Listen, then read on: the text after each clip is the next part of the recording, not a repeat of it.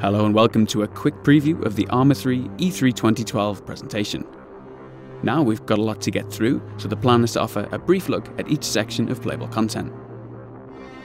At the heart of everything is Camp Maxwell.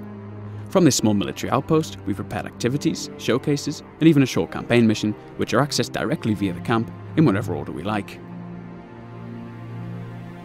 Of course, at E3 itself, visitors to the Bohemia Battle Bunker booth are encouraged to get hands-on with it all, and take a look at these things in as much splendid detail as they like, and at their own leisure. Alright, let's kick things off, starting with a wee jaunt around Maxwell.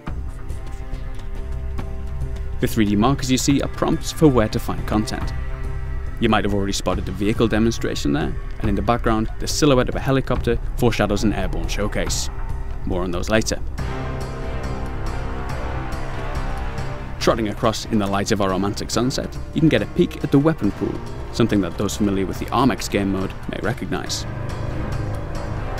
Now looking down into the valley, we can spot our firing drill activity, which puts players through a timed series of pop-up targets.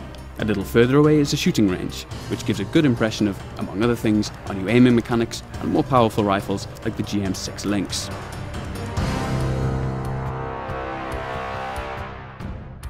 Alright, let's get serious now and crack on with the vehicle showcase. The cabin of the vehicle offers a few nice features.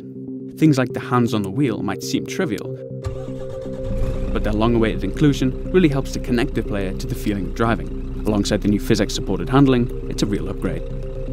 The same too goes for mirrors and onboard displays, which, while subtle, are all part of the overall impression. So, up ahead lies a bunch of enemies, and I've got a grenade launcher on the roof of this vehicle. But unfortunately, we'll have to save that for the presentation proper as we skip through to our next section. Diving. Aside from the controversy caused by our underwater combat, it's one of our most striking new features. Finding ourselves under the surface again, this time we'll take a peek at the SDV. A team member described the controls as something like a cross between a helicopter and a regular boat. Now, since that doesn't really make any sense, it'll suffice to say that we've got regular control over moving forwards and back, a rudder to turn, and the direct control over our buoyancy. Moving on now to a real man's machine, a helicopter, we'll take a look at the terrain from above and finally get to the business of engaging an enemy. Skipping between the trees, we'll target a lightly armoured vehicle and take a look at radar installation Mike 26 from above.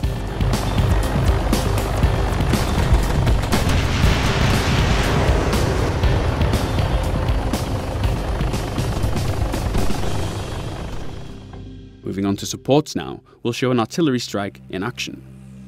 I've called in a strike on this anti-aircraft vehicle in the centre of the scene. We're using some relatively lightweight shells here, but if we manage to get it finished, at E3 you might sneak a quick look at the new cluster bomb strike option, which I must admit is particularly satisfying. The night showcase helps us demonstrate some of the features we looked at in our recent lighting showcase trailer. One feature we didn't manage to show was the weapon mounted lights. Switching it on, you can see the beam cast on the ground, which nicely highlights the new detail surfaces. Switching to third person, we'll take a brief look at night vision and demonstrate the ongoing work we're currently implementing with muzzle flashes.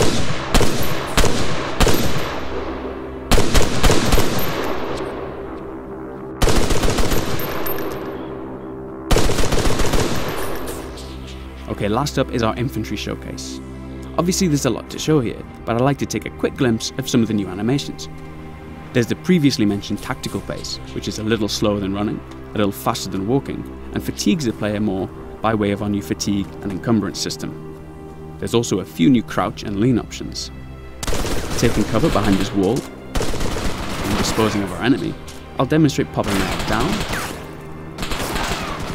and naturally popping up a little higher than the default stance too.